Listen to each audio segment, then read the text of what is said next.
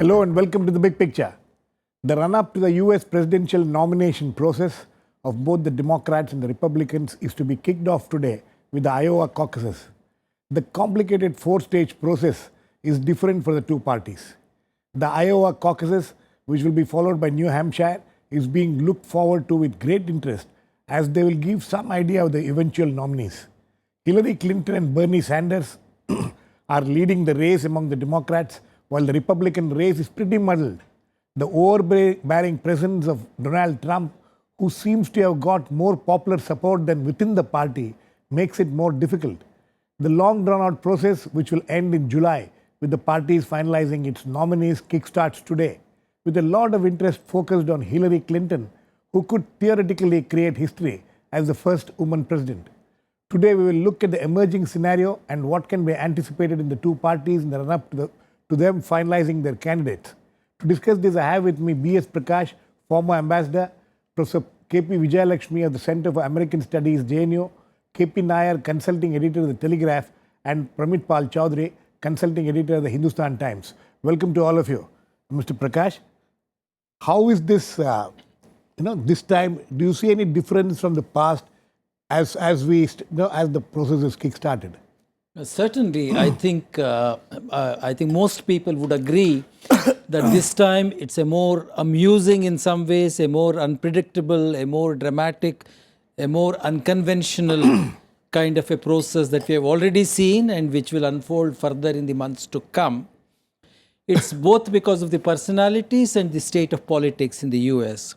But in terms of personalities, certainly Donald Trump is very different from John McCain or all the other kinds of even any side of the political spectrum. He's certainly very different. He is I wouldn't call him apolitical, I would call him anti-political persona, which he has been projecting very rigorously. I would also say that Bernie Sanders on the Democratic side is also a very different kind of a politician. Right. In some ways, a very classical politician with clear policy views, with a very progressive, I would put that within quotes, a very progressive stand. We haven't seen like that. And a policy wonk, so is Hillary Clinton. But then someone from the margins occupying this space. So on both sides of the equation, people who were really not from the political mainstream and who were not really expected to do well by conventional standards of American processes, they have come to the forefront. So I would certainly say that it is different and in some ways, in many negative ways, exciting. Exciting, okay. Yes. Vijayalakshmi, is it exciting? Is it, the whole focus is about Hillary Clinton, whether one likes it or not. The fact that, finally the Americans may elect a woman as a president, is that going to be overshadowed by a lot of issues which Prakash was talking about, a lot of negative issues also?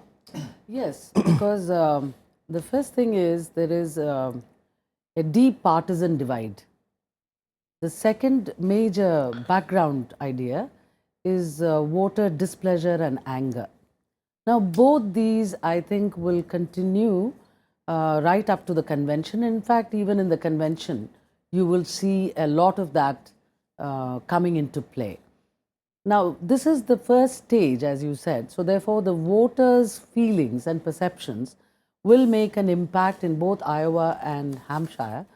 But at the same time, the anger against insiders has put a question mark on the so-called the plus point of experience and good judgment. Right. Okay, that's one.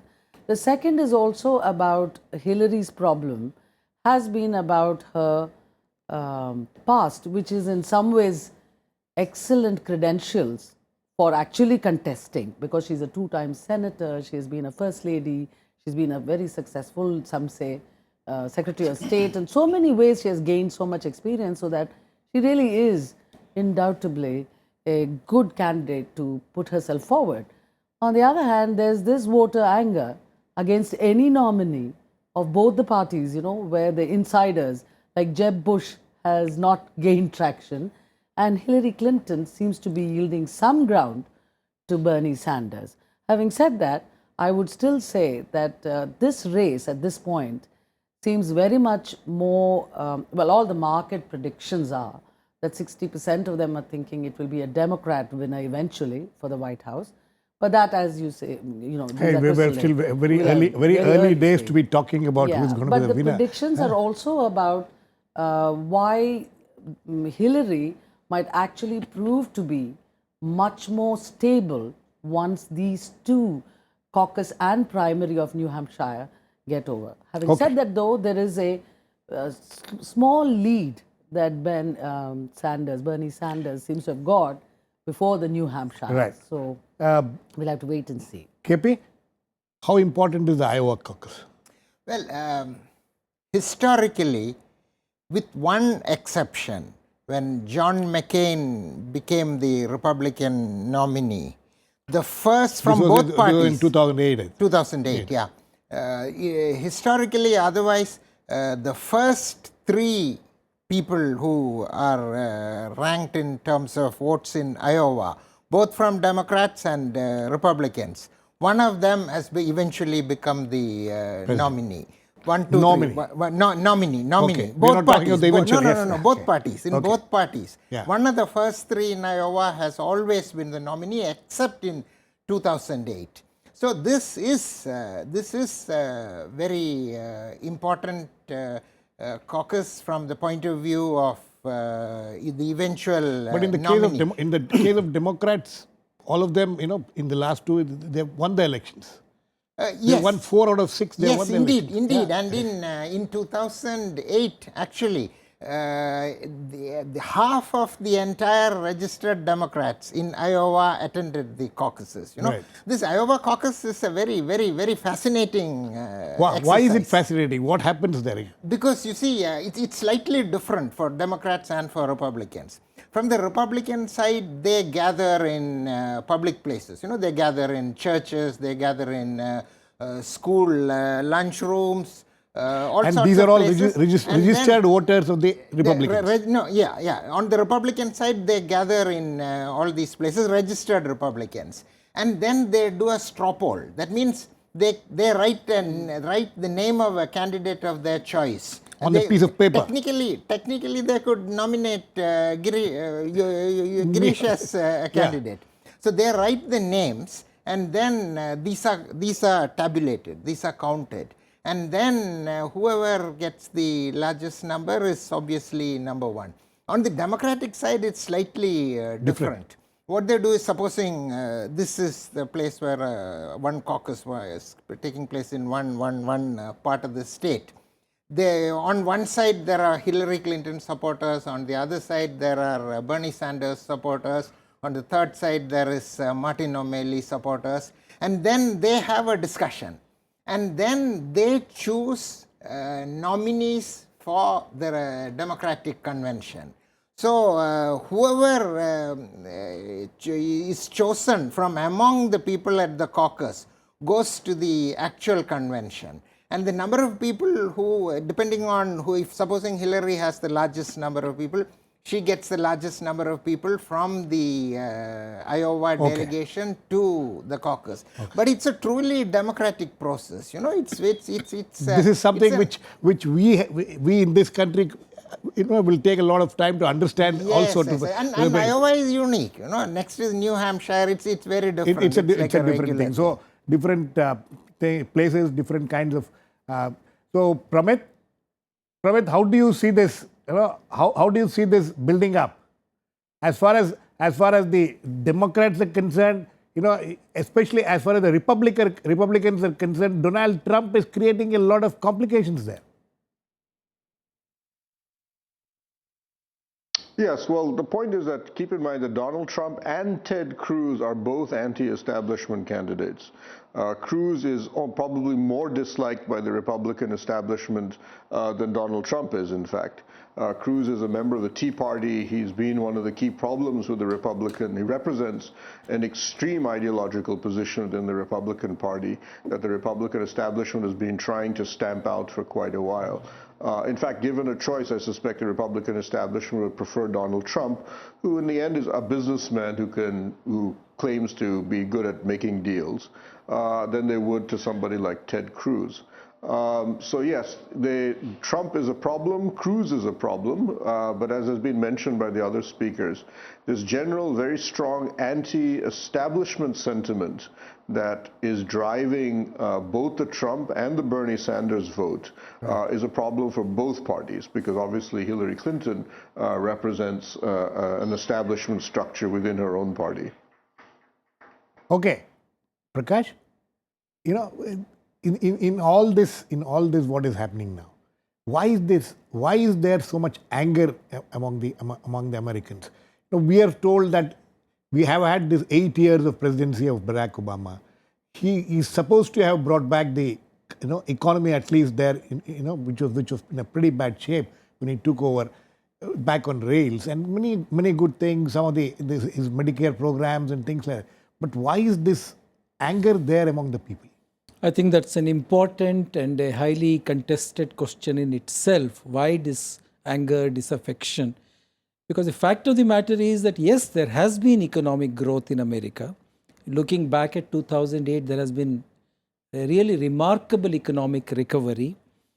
There are questions of equity and questions of income disparity that remains. But notwithstanding that, unemployment numbers are remarkably low. Right. American economy is doing well, and as you mentioned, there has been health care. There have been certain things that Obama have done. And also, when we talk of anger, some of the anger is directed at jobs being taken away by immigrants. Some anger is, or anxiety is about China doing very well compared to the US. So my reading, and this is of course, people have different takes on it, but my reading is that this anger, this anxiety about America is not all that rational. It is not necessary that what we are seeing in terms of public mood and public sentiment, particularly on the Republican side, is well grounded on facts. Whether it's well grounded on facts or not, but do you think that it will get reflected in the votes? Again, I think if you were to really disaggregate the constituencies, I mean, there are, after all, now very large number of immigrants. There would be a small number of Muslims. These are all people who are fueling the anger as far as Trump is concerned, and for the religious right as Ted Cruz is concerned. On the other hand, now, for instance, for people like Jeb Bush, the mainstream people, they are, I don't think they are really saying that America is doing very badly or that. But the fact is that there is a great deal of inequality. I think everyone, every day is now hearing that the 1% in the US and to some extent in the world have really cornered more than 50% of the riches. And therefore, while the economy has done well, unemployment has gone down, as I said, people's lives have not improved. Okay. There is that worry about the standard of living. But on the other hand, if you were to look at Hillary Clinton or Bernie Sanders, the anger is really about, again, lack of opportunity, about inequality. So I would not, I think it may be wrong on our part to try to find one moola mantra, one root cause of this anger or alienation. I think it is a splintered, there are different aspects which affect different people. And you have, let me make this last point very briefly. I therefore take this feeling that it is not a very rational process. Okay. Who gets elected may not reflect the majority view. It is a very complicated process full of twists and turns, and not a very rational process in itself. That is my take on this. Okay, that's interesting. Vijayalakshmi, all said and done, Prakash, while he was talking, he mentioned inequality at least 3 or 4 times. So is that one of the major issues? Is that what is causing the anger? Is that what is causing the... Well, how yes. would you look, or would you agree with Prakash that it is? I would broadly say I agree, but there are some really specifics that give it an interesting twist. One is this 1% versus 99 is actually, research is now showing that it's top 20% versus 80, and the reason is inequality is the theme, but the reasons are a little more complicated than that. For example, the main problem of the 80% is to not better themselves from wherever they are. So if they are in the poor bracket, they remain poor. If they are in the middle income, they can't do better. Whereas the 20, which really what we call the old elite thesis, keep They keep moving and moving taking up and up. advantage. So it's a 20 thing. So therefore that anger, the first point about this anger is alienation. But this time what is interesting is it's incoherent. We can't, you know, they are even divided about what they are alienated about, because the Trump voters are angry about something, the Hillary supporters are angry about something else, the Cruz supporters are angry about the third thing, and Mark Rubio, who first came on speaking about the new American century and perhaps be a little more positive, has now begun to talk the front runners, Cruz and Trump. So I would say the alienation is now very incoherent. Okay. And therefore the anger would still be about, why am I getting a raw deal, whether it is the immigrants who are taking away my job, or it's the top 20% which is making better money than me and not letting me have anything, or that I'm having to face the same old two parties and not a third party where I can get a choice of a rational man who's not an insider, or that, you know, all these people will do business as usual. Once they get elected, they will not be bothered. So there is a number of issues driving it, but inequality certainly seems to be a theme on which a number of specific issues will then get addressed. Okay. But there are many other issues, for example, taxes. And Yeah, Trump is not even, no, all other issues are something which every election, US presidential election, you witness these taxes and Medicare and things like that. But this anger is something, KP, would you agree that is this something new? No, and finally, you know, Girish, I think the problem of this anger of voters, apart from, you know, the registered voters, turnout is important, all that you know. But the anger in the GOP will be far more explosive. And I am really wondering at this stage whether it will create a splinter by the time the convention comes. One can look at it that way. The question which I asked. You see, anger is always there. You know, people, election time, electors are always...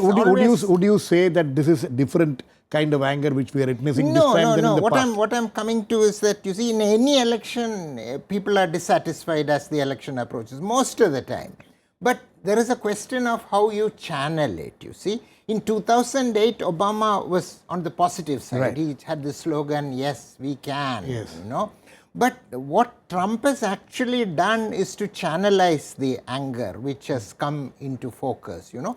Whatever one may say about Trump as a person, I must say that he has excellent advisors, you know. Take, for example, the last debate, Republican debate before the Iowa caucus. He did an extremely smart thing in boycotting the debate, not going for it, you know.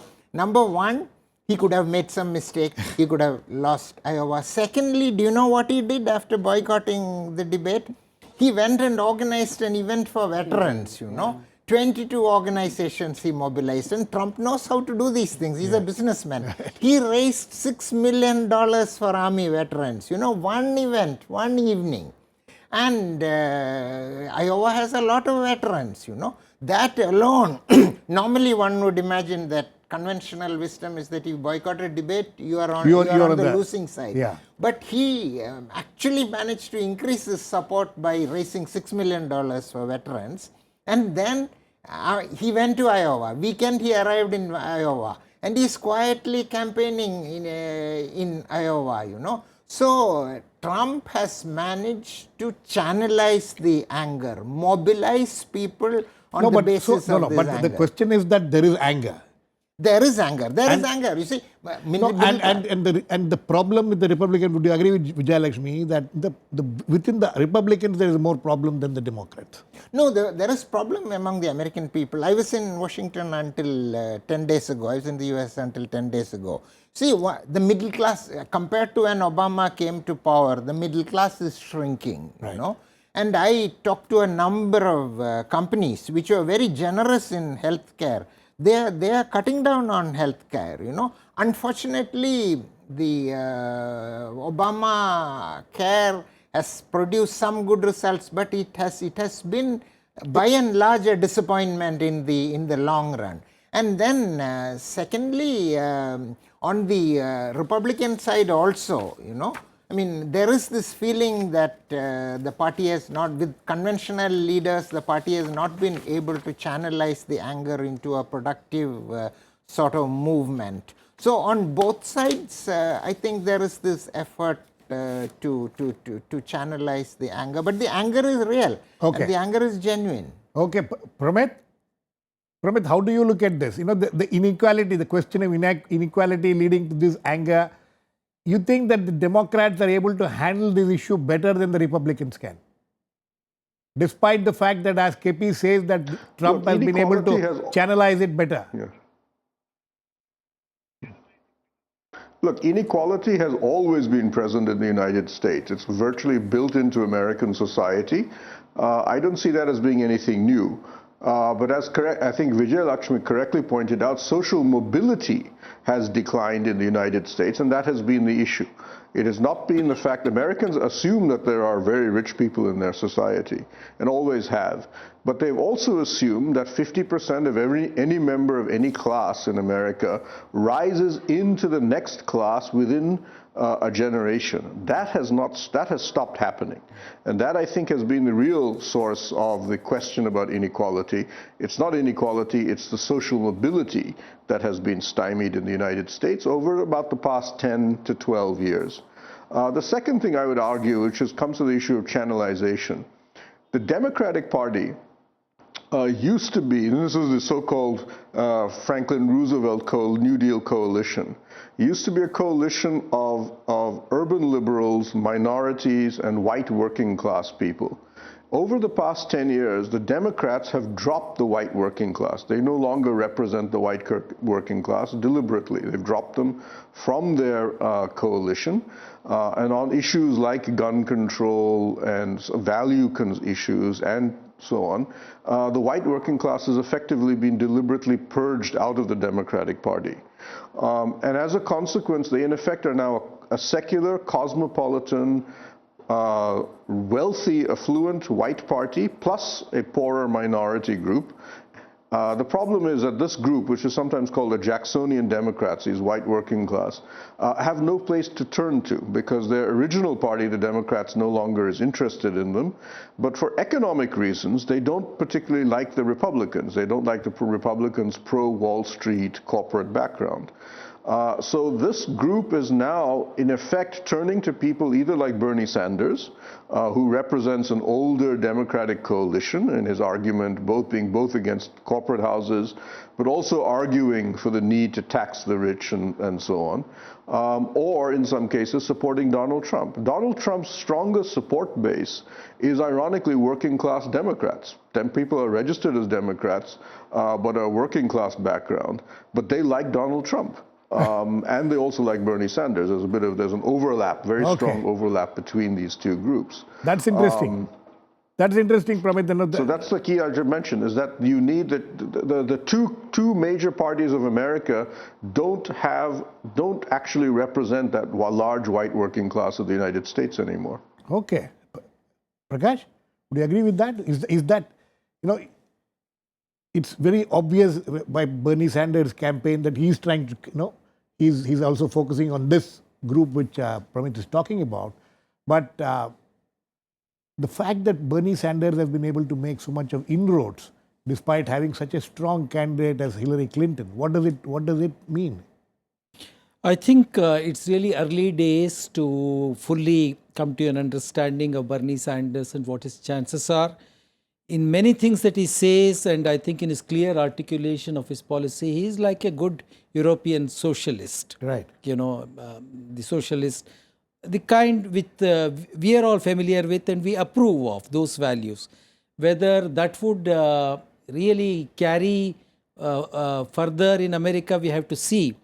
But the fact is that on the Democratic side, I think we have all mentioned these factors, the disaffection, the lack of upward mobility. And I think all the things that you are saying, not only with regard to economic issues, but issues like climate change, for instance, a certain openness and, greater spending, greater taxation, greater spending on healthcare, education, all that. I think he appeals to the right thinking people. So at this stage of the game, yes, I think the other aspect of it is that Hillary, as they say, is a tired, slightly tired, familiar old face. and Bernie Sanders represents something totally different. But don't even but, if he is but a old man. isn't the Americans going to think of the fact that they can create history by electing her? The Democrats first need to take this into account. Vijayalakshmi? I would like to make this point again, just very briefly, that I think we should also reflect on whether this is a rational process or irrational process. Okay. There are countries in the world, Germany for instance, where you have proportional representation.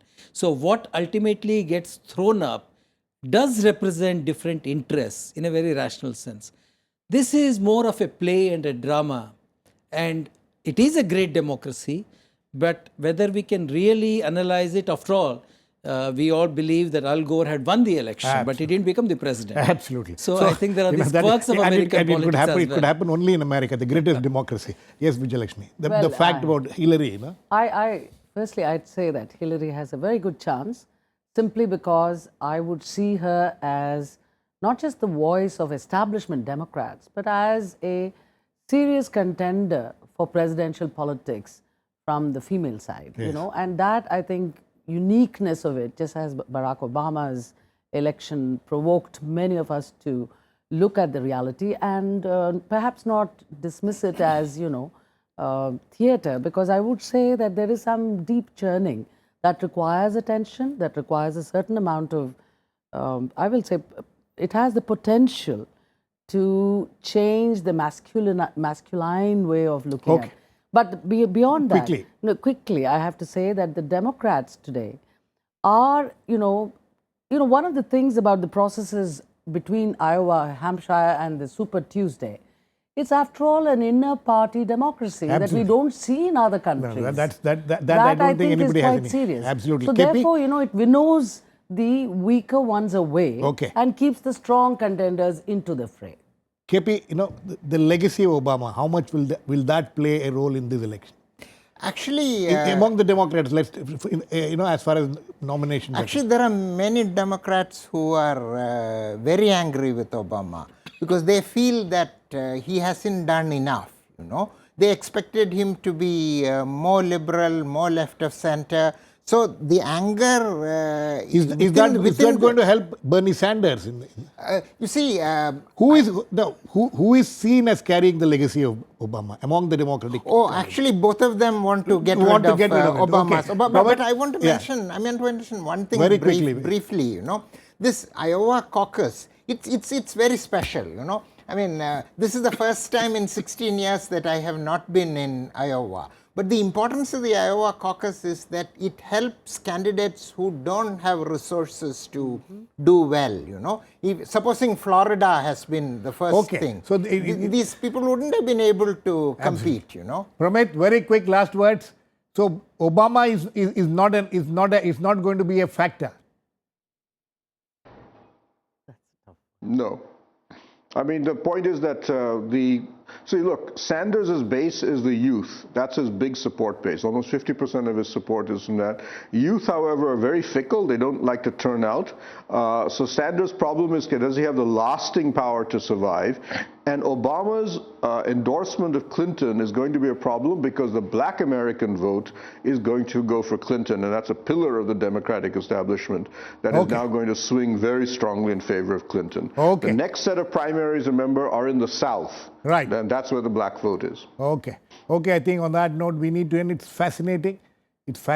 Complicated, and as Prakash was pointing out, there's no rational to these elections. We'll wait and watch how it will all progress in the coming weeks and months. Thanks to all my guests. Please keep watching. We'll come back with another issue, The Big Picture, same time tomorrow.